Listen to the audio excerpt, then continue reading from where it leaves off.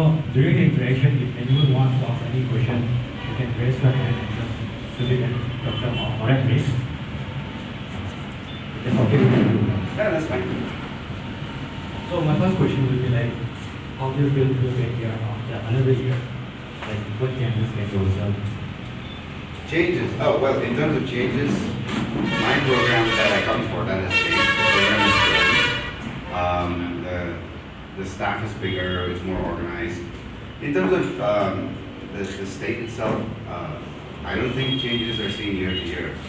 When I came back after 12 years, I did see changes. I saw that the electricity improved.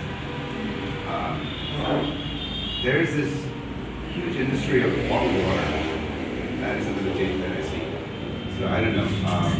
We talk about ecology, but then there's also this huge market for this. When I was a kid, I think white water worked just fine. I grew up without dying. Yeah. So, like the main thing, like why you are interested, yes, because you are from Harvard, you work here. I see. So it's not me, it's Harvard. Yeah. But, yeah. So, what you love the most about Harvard University? About working there? Yeah. I like to describe it as it's like Christmas every day. By Christmas, I mean Christmas is the time when people give gifts. So it's really like Christmas every day.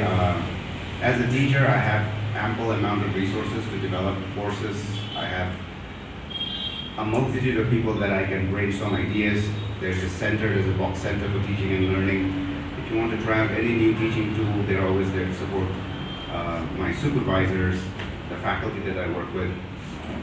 There's no shortage of intellectual stimulation working at Harvard.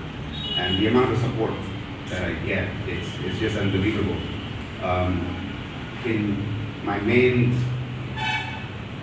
sort of job at Harvard is to lecture, I teach a course, and also I have to advise students. But in my free time, I'm allowed to pursue whatever I want to pursue on the side. And that's how I decided to pursue my program, the program for scientifically inspired leadership. So we got funding, I applied for grants, and people essentially gave me money to go around the program.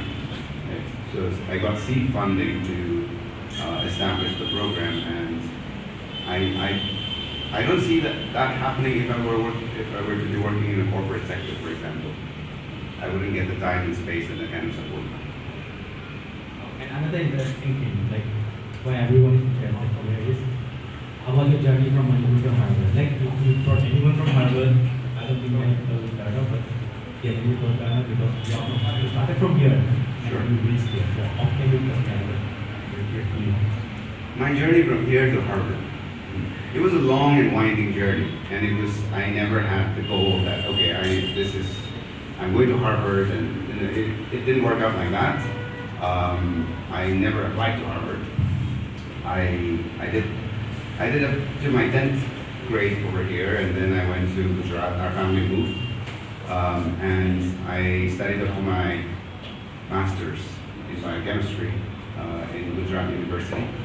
And then for 3 years, I took a gap. So I was working in a lab. It was a diagnostic lab in Gujarat. And then I switched. I played music for 3 years. I did a little bit of event management. I taught a little bit of guitar. So I did a lot of non-science stuff in the meantime. And it sounds glamorous when I tell people that I was in a band for 3 years. But the reality is that it made me sufficient money for me to apply for my GRE fees and for all the applications and everything. It certainly made more money than a lab. So that was a no-brainer.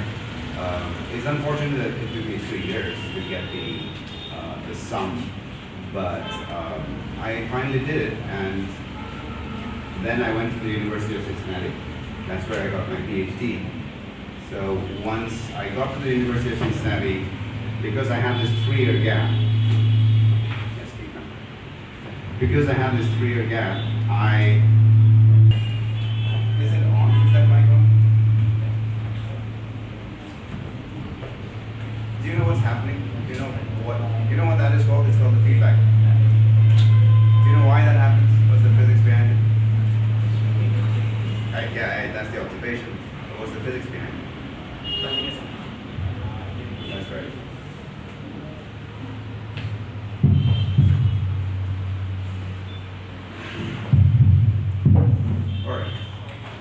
where was I? Okay, I was at the University of Cincinnati.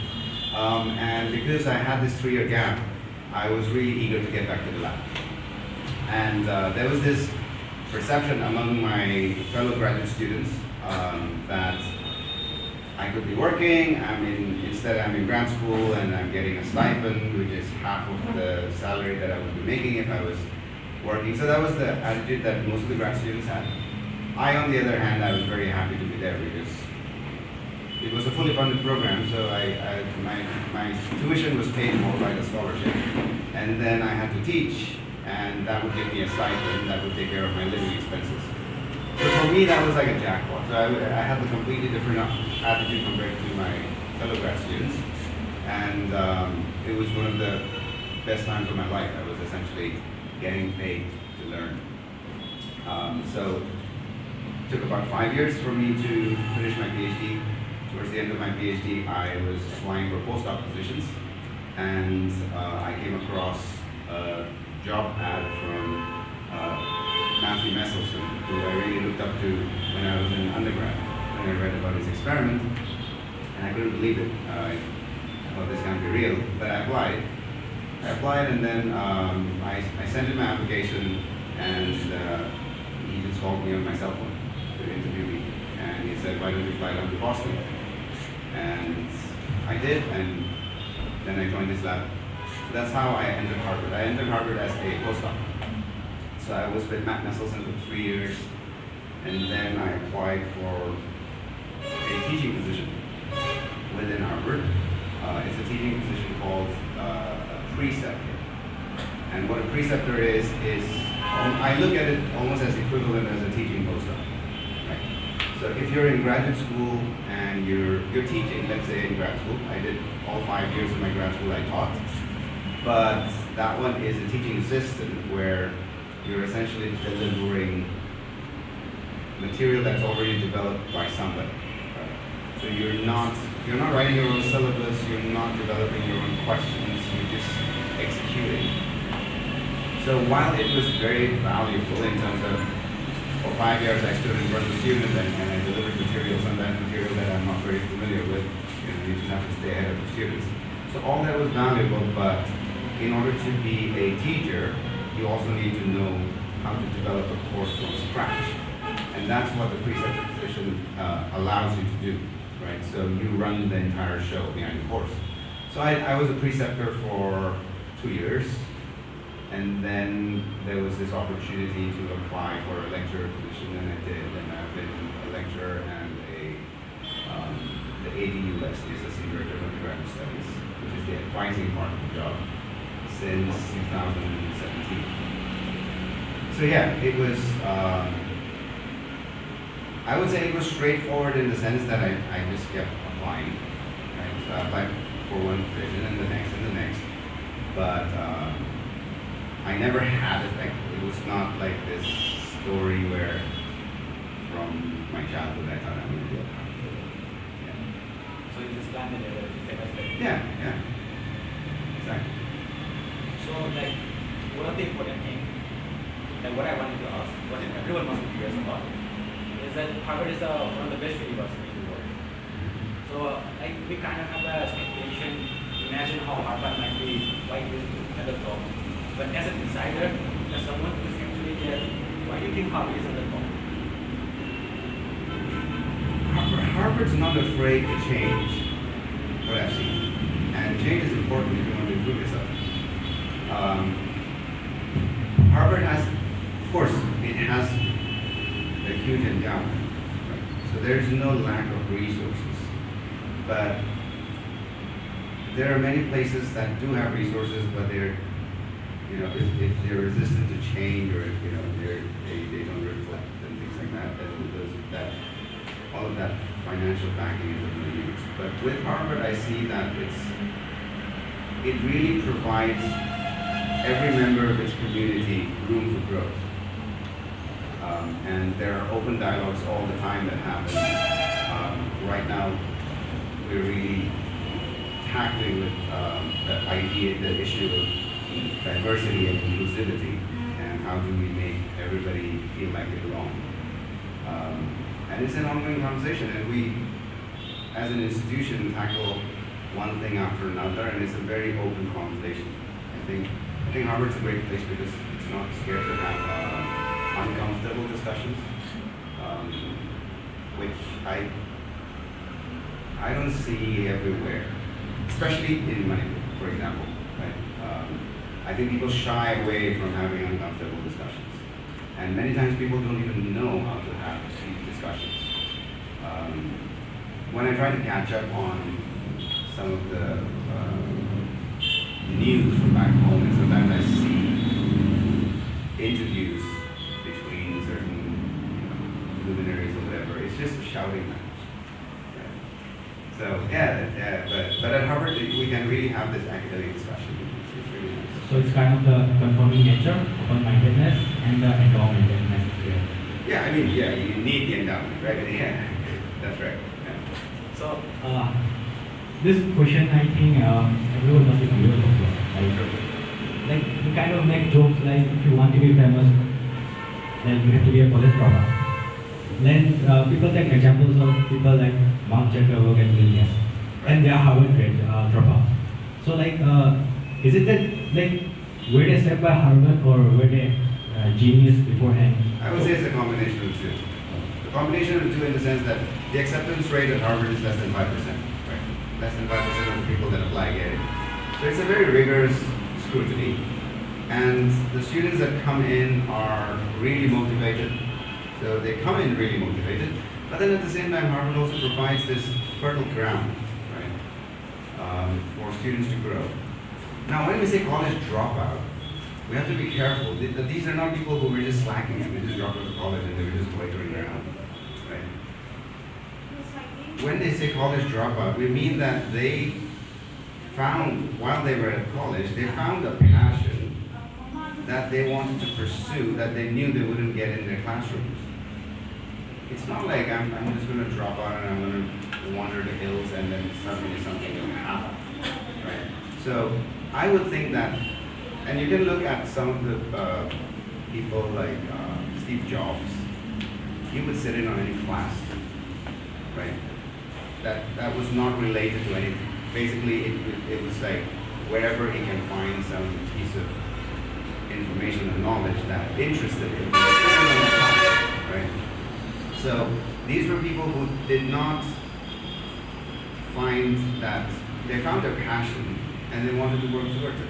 And that's why they didn't think that the degree was important at that point, which is completely fine. I mean, it's not the degree that gets you someplace, it's the skills, right? Yes, there is a correlation. You get the degree and you get the skills with it, but it's not necessary, right? What I'm trying to say is that to be let's say to be a scientist, for example, you don't need a PhD, right? Mendel didn't have a PhD, but he made one of the most important discoveries. So you need curiosity, you need the methodology and all that, right? But in order to do stuff, I think, I'm going back to your question. So like, don't drop out of college. Yeah. So we can say that really Harvard State as miserable because that's the place where they discovered their passion. I don't know if they discovered their passion there, but it certainly allowed them room to develop. Yeah. You know, so maybe they already had that bug and they were thinking about this particular thing. Yeah, but okay, let's put it the other way around. Why don't we find Gates-like individuals from Indian universities? Because you have to go through all of these stuff that you don't have room to grow. They'll be filling out journals, copying one thing. If you're science students, you know exactly what I'm talking about. You just be copying one thing to another, and you won't have time to develop your curiosity and find your passion. You will be just, you'll be getting signatures from professors and head of departments or whatnot. You see what I mean? Yeah. So then I would like to come to the admission procedure. Okay. So, like you said, people like Gates didn't come out from Indian universities, but they did come out from Harvard. So, like, do you think the admission procedure plays a role in there? And like, is there any difference between the admission procedure that's done in India and that's done in universities like Harvard? Yeah, I think so. I mean, you can take examples of institutions like the IITs and whatever, right? They have this really stringent content-based entrance exam. And that's all there is, right? They're only screening for content. But at Harvard, the application process is holistic. Right? They need to know the individual, they need to know your narrative. You have to write a ton of essays. You need to, it's not just your proficiency, right? The short way to say it is that not every Harvard student that gets in has a perfect SAT score. You see, so it has to be the complete package. And I think there is value to that. That's one of the things that really, I think more Indian universities should try and incorporate. They put too much emphasis on content. Yeah, to be real honest, I think it has lower acceptance rate compared to Harvard. Yes, very low acceptance rate. Well, so that's simple, right? That's simple to explain. It has more applicants. So if your denominator, yeah. So, you were telling about application essay. So, like, what do people usually expect in application essay? Like, what should we try? Like, what should we explore so that we have a good application essay? That's a hard one to answer in the sense that the application, your essay should reflect who you are. And who you are should be a person of substance. So, it's not a essay that you write, let's say, within a month that is going to make you shine. It is whatever you do throughout your life that will give you the material to put down in an essay that will end up being a meaningful essay, right? Most of the time, students from India, and let's talk about students from the state of Manipur, we tend not to even complete the syllabus. Right? But in order to succeed in these kinds of competitive application processes, you have to not just complete the syllabus in terms of content knowledge, you also need to develop other things like leadership skills. What did you start as a student? Were you part of a debate team? Did you start one in your school? Right? So sometimes students, last year I was talking to some students, they said, we don't have these facilities in our schools. Well, start one on your own, in your locality or whatever, right? And if you can sustain that, that is something that we can put down in an application. That is something that will shine. It would be a very special narrative that this student came from an under-resourced area, but built the resource themselves. You see what I mean? So it has to be. You'll have to develop your own narrative, and the way that you do it is by going above and beyond. Just your school stuff is not going to cut it. So what is beyond and above? Well, one example is what I just said, right? Where you initiate something, where you start something. I hate to give examples because then people will start applying formula, right? There's an endless number of things to do. Only when people think about it constantly and they get creative will it happen. Life doesn't work the way that you just get this eureka moment and you get a bright idea. Right? The program that I'm working on right now, it took me about 5 years to develop. Right? So reaching out to people, asking them for data. What kind of program would work. All of that took a lot of time. But when we finally launched, then people were praising us for, oh wow, this is a great idea, and But it was a very painstaking process, right? So you'll have to put aside some time in your life to reflect on what are some of the things that matter to you, that you want to work towards. And it doesn't always have to be leadership stuff. Yeah, I don't know. I could sit here and give an infinite number of examples. Like I said, you'll just have to tell your own story. It doesn't need to be unique, but yeah, if it's unique, it is eye-catching, sure. So So I won't have any question. Yeah. Then I will go into the like application procedure. Kind of related to that. So this course like TOEFL, GRE, SAT, and all. So are this course completely for it's just for a qualifying mark classes? I mean, so you have to think back to what is the purpose of these standardized tests, right? If it is a college or a university that is not known, right? So in the United States, they know the IITs, they know the NCDSs, right? But let's say it's MU. How do they know how a particular biochemistry course is taught at MU? Right. So how do they? Your mark sheet. What does it mean to them? Right. To the admissions committee. And that's why we have these standardized tests. So it is important for international students, especially, to score well in this test. It is not the determining factor, but it is there is a benchmark. They usually have a recommended score that you need to be above in order to be competitive. It is not the only thing. I would say it depends on even for graduate school, the statement of purpose is one of the most valuable things. Right? So the GRE score and the TOEFL and all of that is to demonstrate proficiency in a standardized manner, a test that the universities there recognize. I mean, for local students, by local I mean for American students, they're even trying to phase out the GRE because it's just an unnecessary burden on the students. You know, if, let's say somebody from UC Berkeley is applying to Harvard, I mean, we know, let's say they're applying to the PhD program, we don't need them to take the GRE, we know that with the transcript when we see it, right?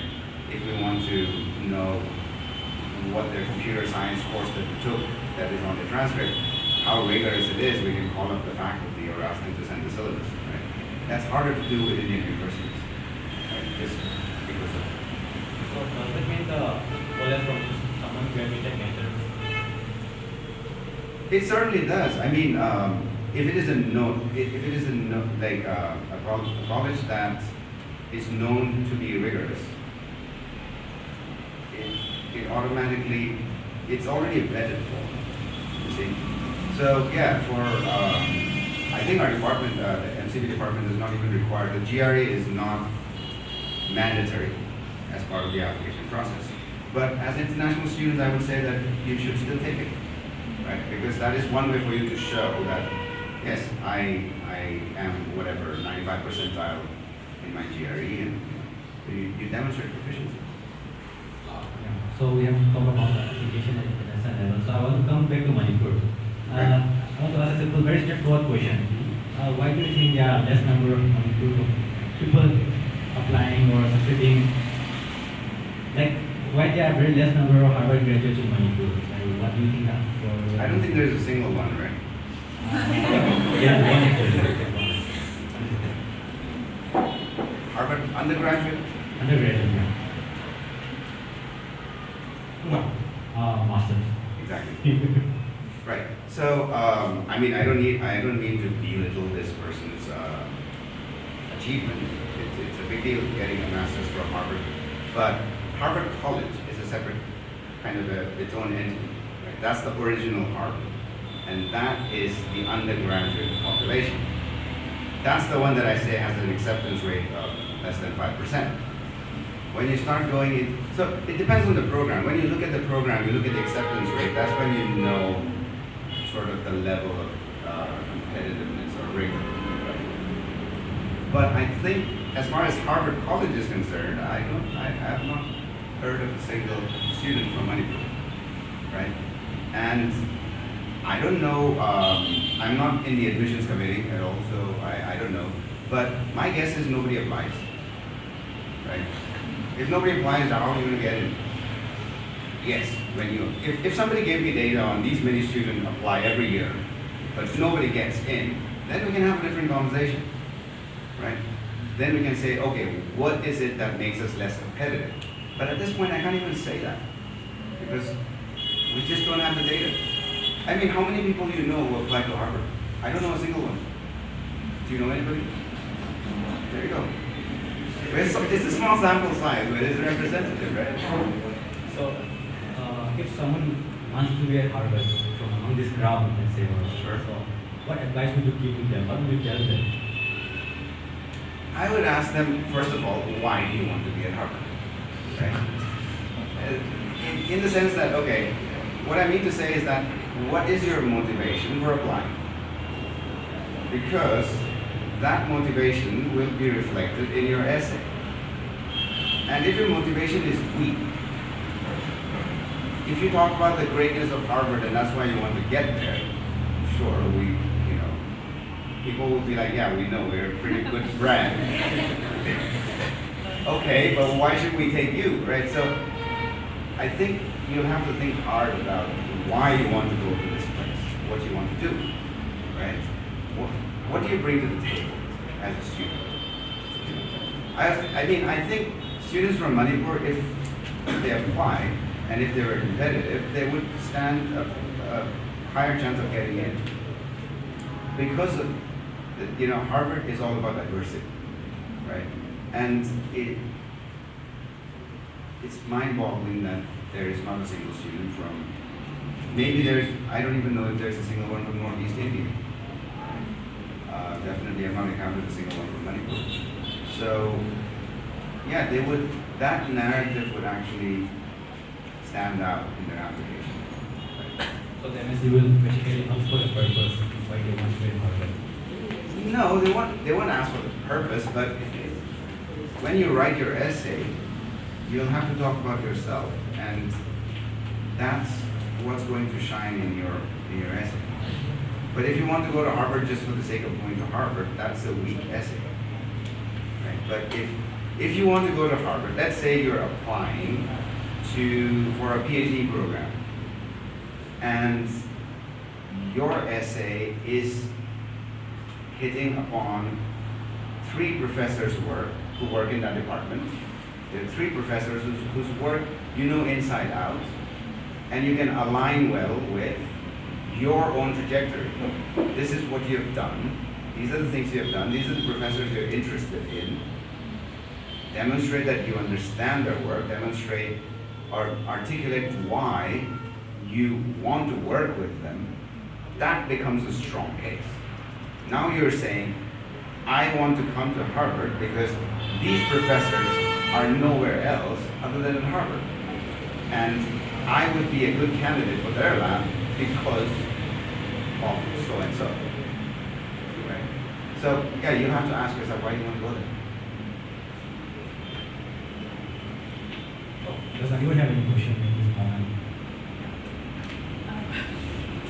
Hi. Actually, it's my fault that I didn't research about you beforehand. But what actually did you work on starting from your PhD days? Which area? What did Until I work now. on? Yes. So when I joined my PhD program, I was working in the biochemistry of sterol biosynthesis in an opportunistic pathogen. It's a fungus, it causes pneumonia. I worked there for a summer, and then I switched labs. So I was all about application-based research, and that was how I was thinking, that research needs to have a purpose. But then I discovered this lab that was studying an organism that at the time I didn't even know how to pronounce. And I started reading up about that lab's work, and it was basic research and it was exploratory research. So it was working on hypothermophilic archaea, which are microorganisms that grow at high temperatures. So I was working on an organism called Sulfolobus acidocaldarius. Sorry? Sulfolobus acidocaldarius. It's a long name, but basically it grows at 80 degrees Celsius, right? And we all know that at higher temperatures, DNA damage is accelerated, just chemically. And so you would expect these organisms to have a high amount of damage, let's say, which would result in a higher mutation rate, for example. But if you look at mutation rate, it is comparable to ours, right? So then you say, oh, maybe they have a higher capacity to repair damage, right? But then when you sequence the genome, we find that they don't have important DNA repair genes. So now there's this big question about what the heck is going on. So a large part of that question is still unanswered, but through my PhD, we found the first experimental evidence for the existence of a pathway that's still undefined, but that can resolve mismatches, DNA mismatches. I don't want to get too technical because I don't know I bet you guys come from a diverse field. So I worked on DNA repair and damage for my PhD. And for my postdoc, I worked on aging, biology of aging, why we age. And I worked on testing the free radical theory of aging. So there's this theory that says the free radicals that are generated in the body as a result of whatever processes are the ones that damage, and the accumulation of this damage is what causes aging. It's a very nice theory, it's still unproven. It's very popular, people cite it all the time, but it's not, we don't have evidence for it. So I was working on that for my postdoc. So the professor that you work under for the postdoc, Richardson, right? Yeah. He's the guy that works on semiconductor. That's right. So yes, Mentorship and Learning, those are the two scientists that worked on showing that DNA replication is semiconductor. Yeah. It was quite an adventure working with Matt. He was 80 plus when I joined his lab, and every day he would come in and he would say, "So what shall we learn today?" A very curious guy, very humble, and very, very rigorous too. I remember coming out of lab meetings and that, and I'd be just drained and exhausted because, if I present data and if for some reason the fonts that I used on the axis labels were different, you would question why it was that way. In other words, everything should have a purpose, and everything should be presented in the simplest way possible. And so he had all of these things, so he would question every little thing, and sometimes we wouldn't even get to the data because he would pick up all of these other things. And it was a lot of fun. I would like to know how the syllabus courses are structured here, because basically for undergraduate courses, I think nowadays internationally everyone is following a common standard. They're using a similar textbook. Is that true? Yeah. Everyone is using international textbook. When you say everyone, what do you mean? Most universities. Oh, I see. But I mean, there's a plethora of textbooks out there, right? Yeah, but for instance, for inorganic people use Richardson. That's syllabus is followed as standard. Okay. But what makes the thing, the education that's going on here and the education that's going on here, why is the end product different? What do you think? Why do you think it is?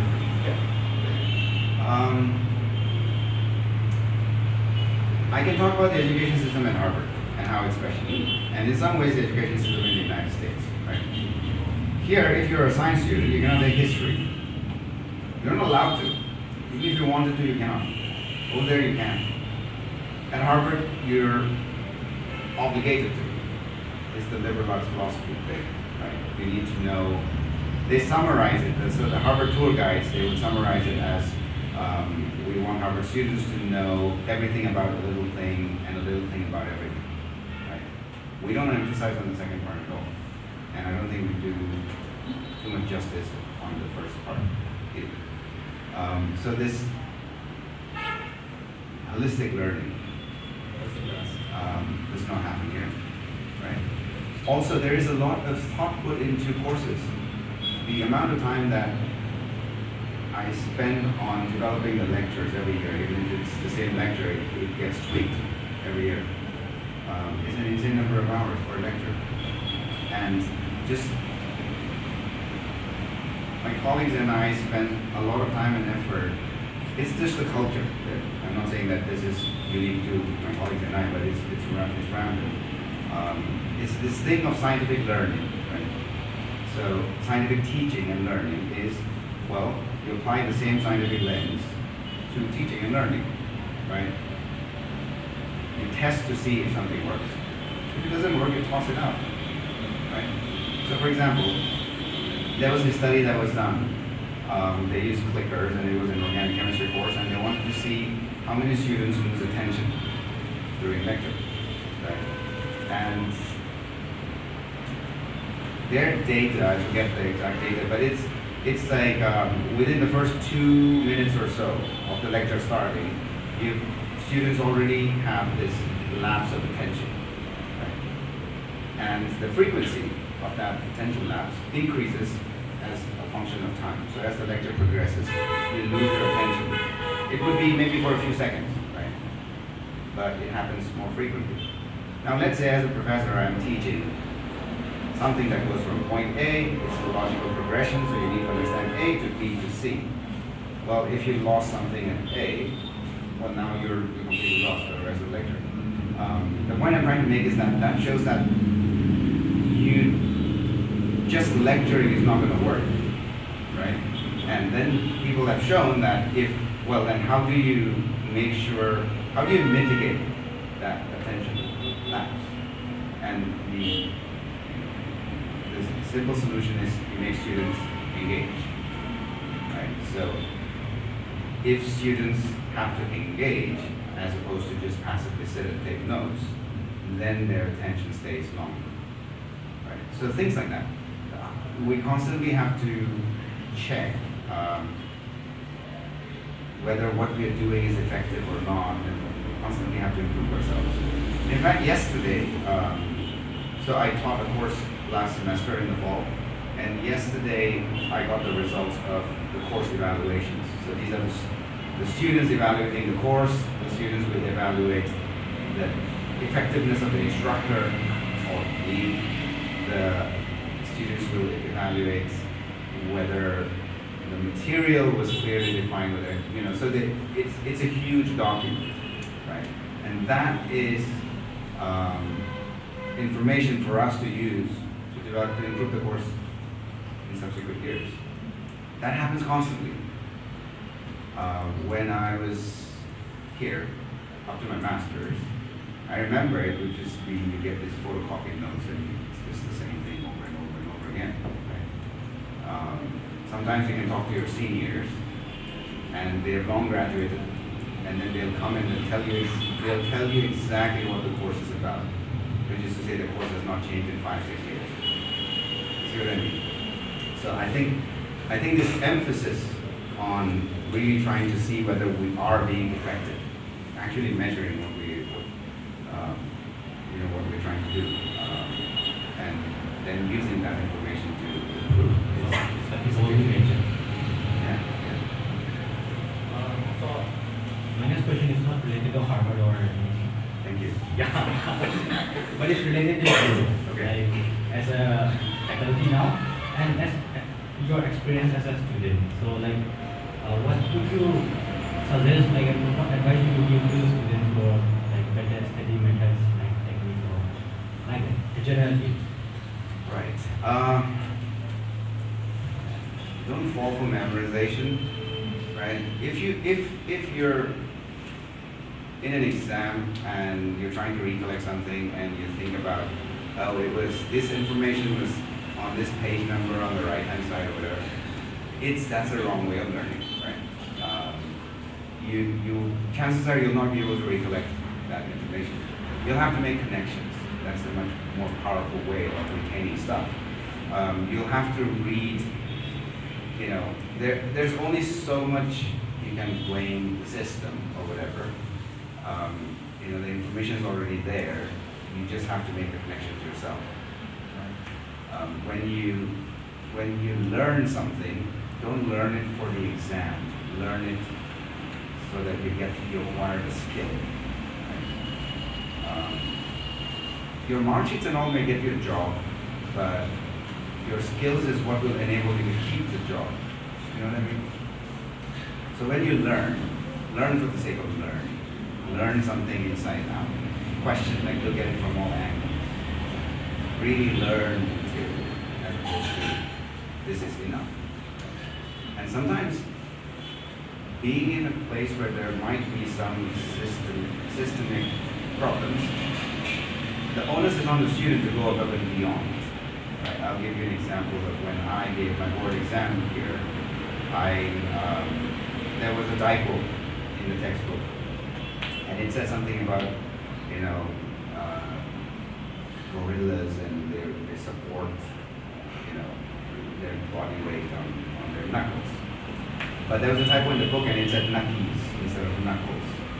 And for the internal exam, before you did the board exam, the school exam, I wrote knuckles. And my teacher called me aside and said, I know that you know the right stuff, but when you're here for the exam, put the typo, because you might get marked wrong. And this is still true even now, right?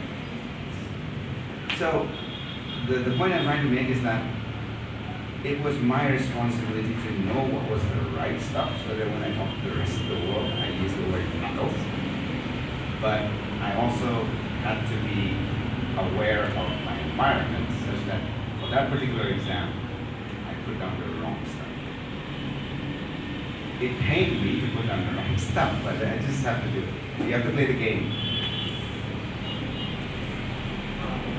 So that one related to the student. So, but like for people like in Manipur, parents are nominating, like they have to follow what the parents project they have to follow. So, what would you like to tell to the parents or the student community, parents about the students? What would you talk? For instance, if you are interacting with one parent, what would you tell to the parent? I don't know. There are so many things that I would like to tell the parents, which is, okay, in school, only a fraction of the learning happens. The rest of the learning happens outside the classroom. So what it means is that the parent support system is also very important. And here, what people tend to do is just to get the student, they think that for a student to be successful, they should engage the material, the student should engage the material over and over and over again. So they send them to tuition. Right? But the parent's not involved at all. And I'm not saying that they should be involved at a very deep level and they should understand the material with the student, right? But parent engagement is very important, and I don't see too much of that, right? At least whatever people that I've spoken to and what I see around. I mean, the whole culture of sending students to tuition since 4 a.m. or whatever, sitting o'clock at night, right? That's a system that I don't think there's any value to it, right? Parents should also be more open-minded in the sense that all parents want their kids to be educated. My message to the parents is that once the child starts thinking for themselves, you got your money's worth. Your child got the education, now give them room to think. Right? If somebody says, I want to pursue fashion technology, don't force them down medical route. Right? It's just not going to work. I came from a family of doctors, and there was this expectation that I should become a doctor, but I don't like to deal with human suffering on a day-to-day basis. It was just not my personality. While my cousins were wondering about, the information that they would seek from the medical representative is, what are the new drugs out there in the market for prescribe, or what are the alternatives and all of that. I, on the other hand, as a small child, would wonder about, how did anybody figure out these drugs? So I was always curious, and if I had gone down the medical route, I would have been miserable. Right?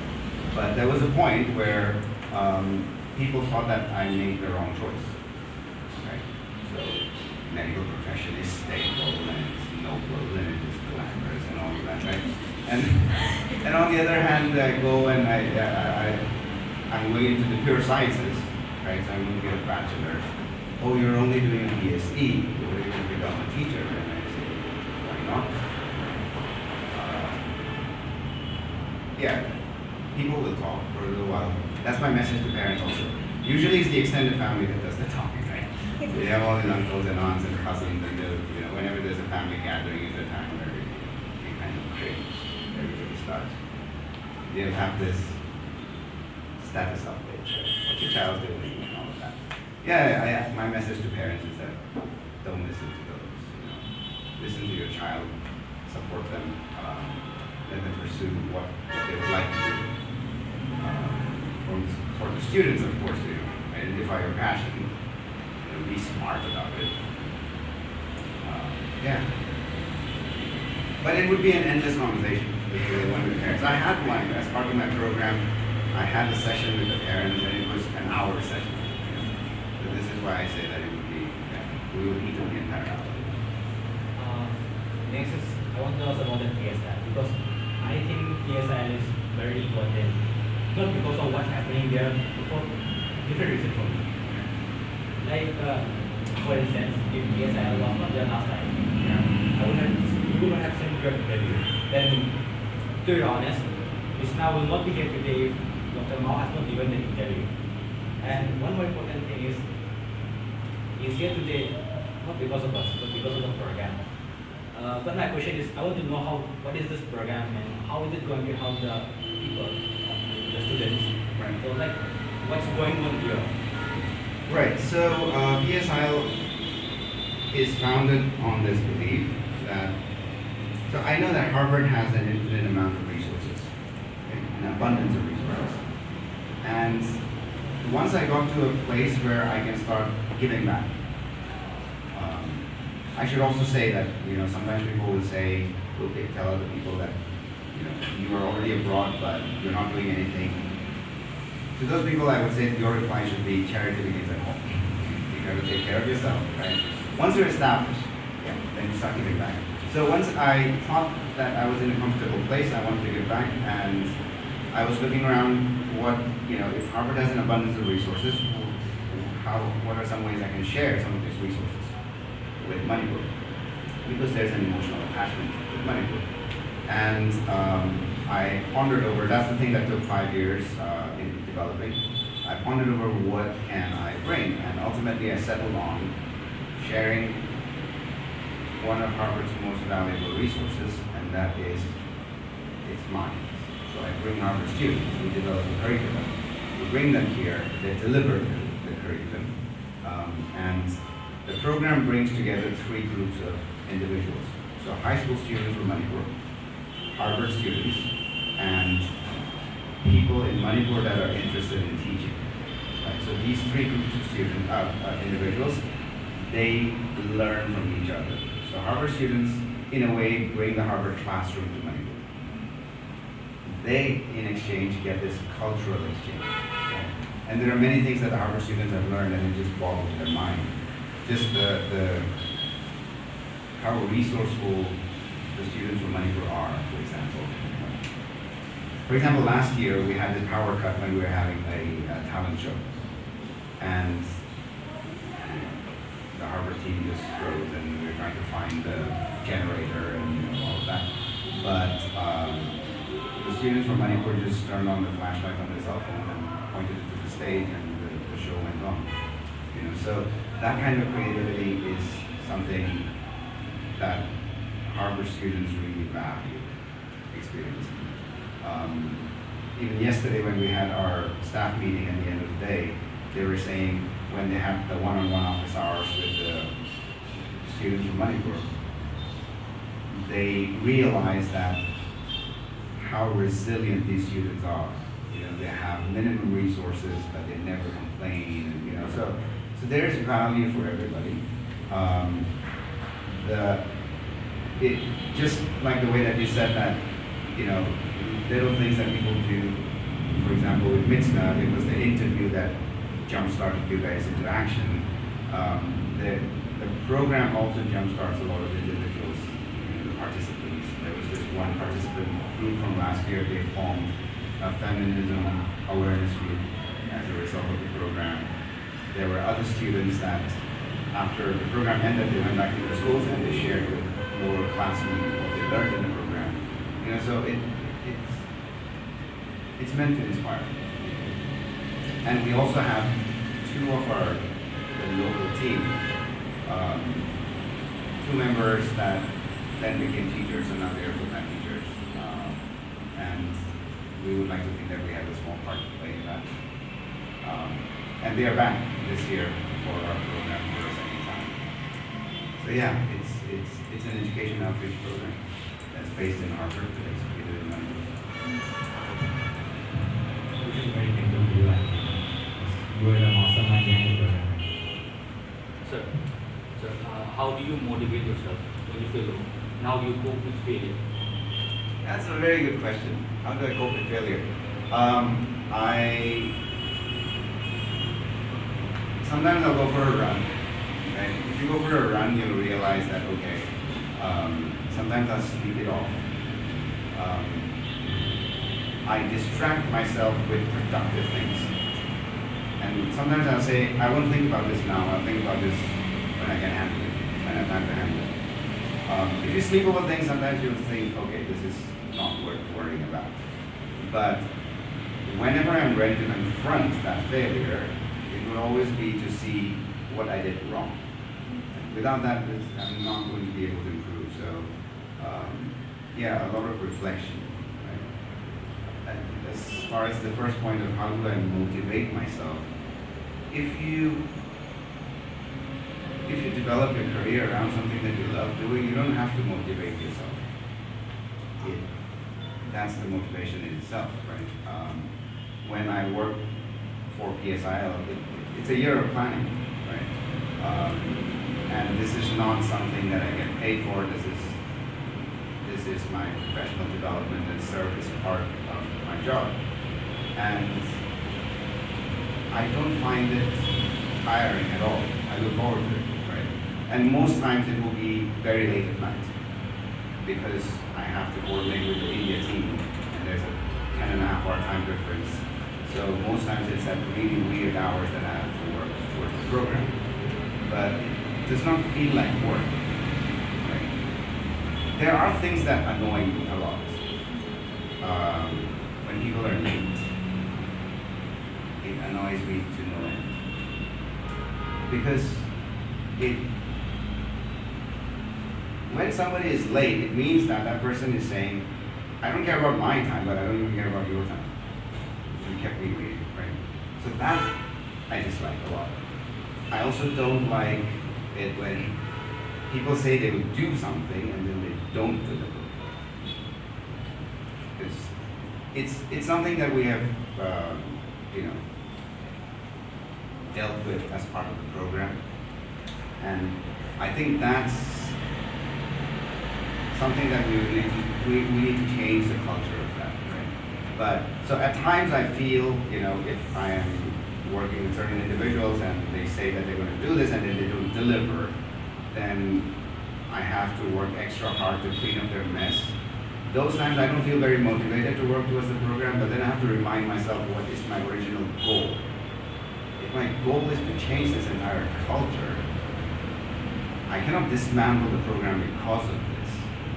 You see, so you'll have to keep certain sort of checks to remind yourself why you started this in the first place.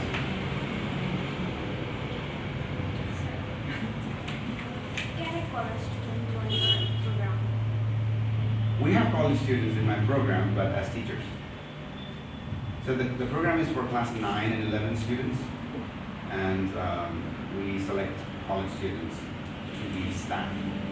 So they co-teach with the Harvard students. Doctor, is this supposed to? Please call me Dominic. Okay, sure. That's the other thing that I really love about the American education system. They really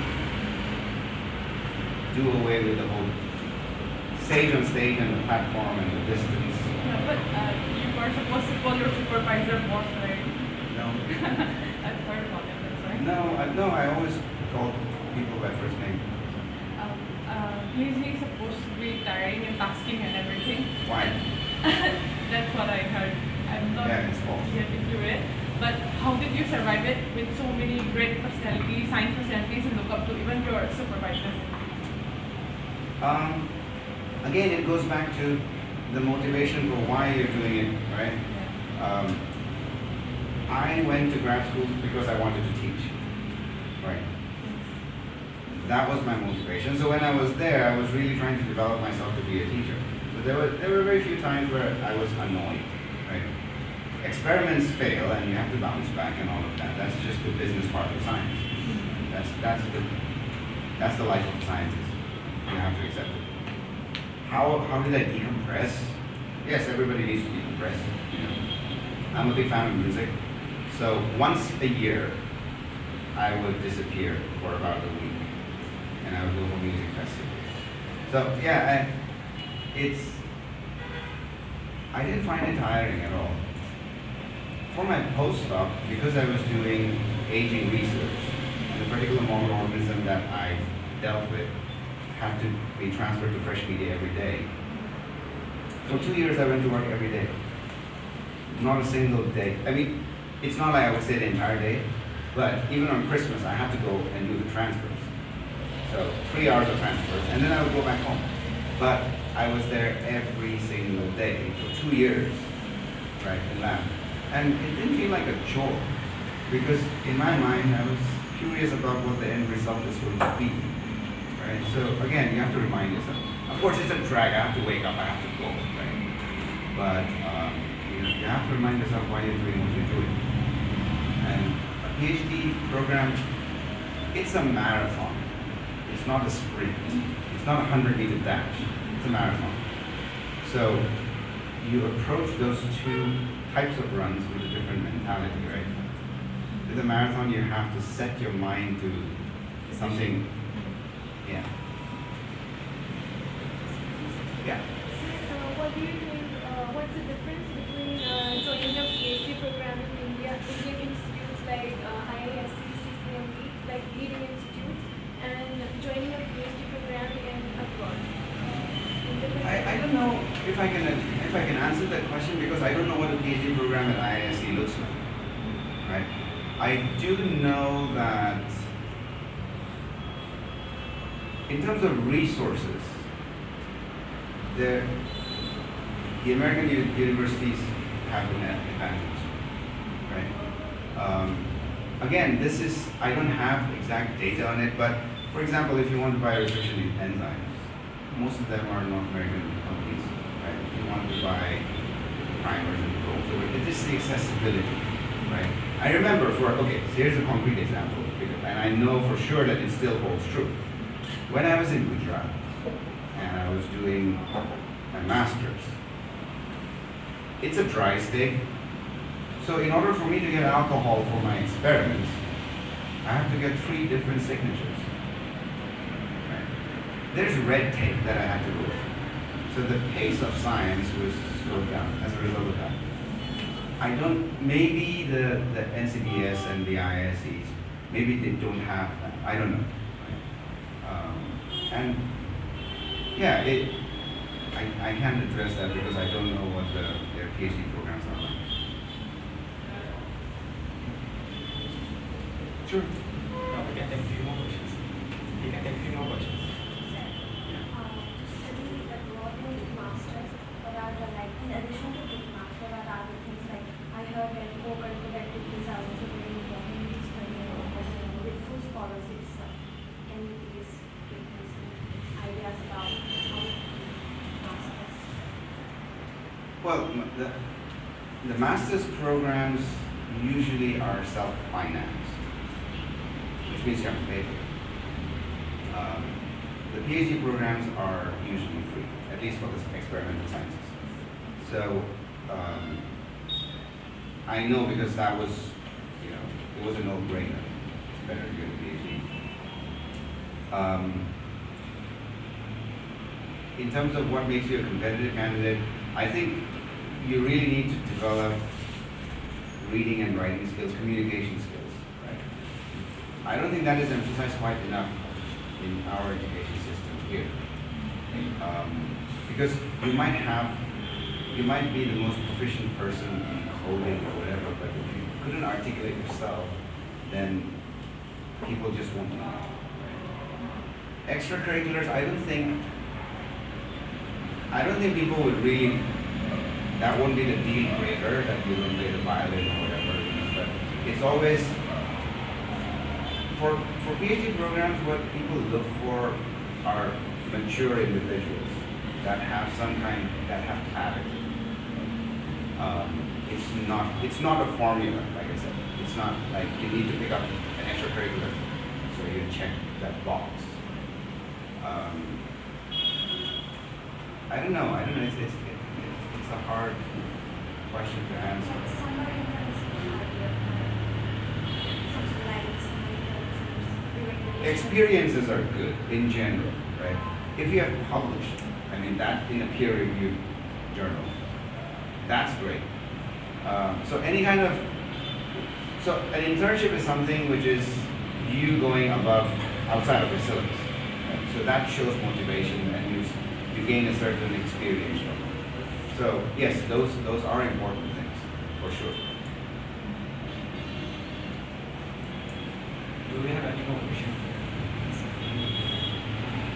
For your outreach program, you say that you choose college student teaching, and how did you choose the students, like in which criteria is there, and how do we apply for that?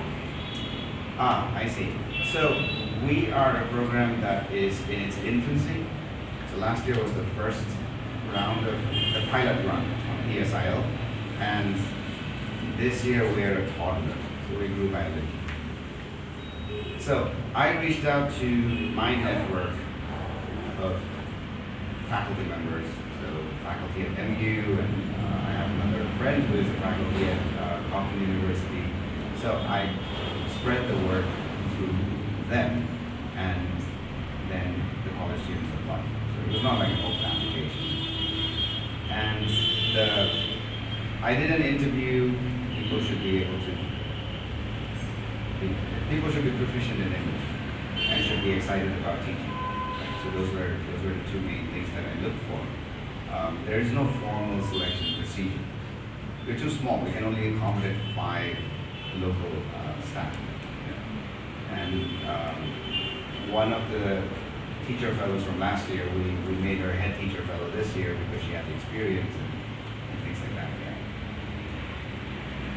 Yeah, but there's no form. We're not big enough to have a formal selection procedure for that. For the students, we do. For the student participants, we have a written application, and then we have a phone interview. Yeah, we can take a few more questions. Yeah. I'd like to know more about this postdoctoral programs, and also like to know what do a research scholar need to acquire from here? Any research scholar from here to do postdoc programs in Harvard University also in general foreign universities. So I wouldn't put the word program after postdoc because it's usually not a program. It's like a training employment, right? So you just have to contact the faculty that you want to work with in order to be a postdoc in that lab. And if they have funding, sometimes they put out job applications, like what it was in the case for me. So I applied for a particular position. Sometimes if you have your own funding, you can approach a faculty member and say, this is my work that I want to do, I want to carry it out under your guidance. Right? That's one strategy, but that strategy probably will not be available to international students. Right? So I would say you have to demonstrate to the faculty member that you're a strong candidate. So it depends on the individual faculty members, right? There's no admissions committee, there's nothing, right? And so then the next question is what makes a strong postdoctoral candidate? And usually it is peer-reviewed publications, right? What kind of skills you come up with. And yeah, so at the postdoc level, publications are very important, for sure. Anything more? We can take one more question. I've asked a lot. Yeah, but let's say for PhD program is there, the papers that you said, is it like really necessary that you really have to have one at the most peer-reviewed publication? in order to get into a PhD program? Yeah. No, but it certainly helps. It is the best demonstration of your productivity. Right? I mean, if you have a paper, let's say you have a major paper, I don't think you'll even need a GRE score at that point. You see what I mean? Because all of the system set up for GRE and TOEFL and all that, it is to demonstrate proficiency. But if you have a first author teacher paper, it would be a slam dunk is what I'm trying to say. Right? That's an extreme example that I'm giving. But peer-reviewed publications are a very effective way of showing what you know. Yeah, so can I ask the last question here? If anyone wants from here, just me, if you want to contact you, can you just write me and contact you like, will you be available? In an ideal world, yes, but in a practical world, no. And I'll tell you why. Because I take care of about 200 Harvard undergraduates that are concentrating in molecular and cellular biology and chemical and physical biology. So just to give you an idea of what my work day looks like, it's about 4.5 or 5 hours of emails. Okay? And these would be emails like if a student is saying, I want to swap out this course with that, so is it possible? And then I would have to read over the syllabus. So basically those are official emails and I have to be very careful how I word it. So each email takes an insane amount of time. At the end of the day, I don't have time for personalized attention. I just can't do it. I cannot justify it, right? So this is a side project for me. The way that I try to mitigate this is I'm establishing with my program a network. Right? So the participants of my program, instead of reaching out to me, they should reach out to their Harvard teachers about any questions they have. There are people that I have coached about the graduate process, application process. Those should be representatives in a way for disseminating this information. Because I, as one individual, cannot act. If all of you emailed me, and if I replied to every single one of your emails, then I'd get fired. Because I wouldn't be doing my job anymore. You see, I have a finite amount of time, right? I need to maintain a work-life balance. Right? Yeah, my wife will kill me. so yeah, I mean, I already, after I put the kids to bed, I already go back to my emails. So there's already this, constantly have to fight this, trying to achieve equilibrium between work and life. So although I would like to, I just cannot. But the way that we're trying to do this is, now you guys have a little bit of information. You can be ambassadors, you can share it with people.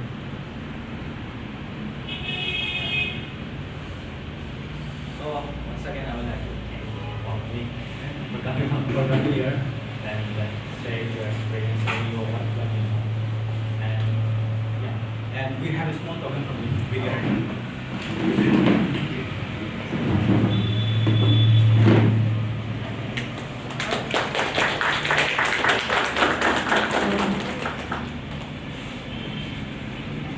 Thanks for having me.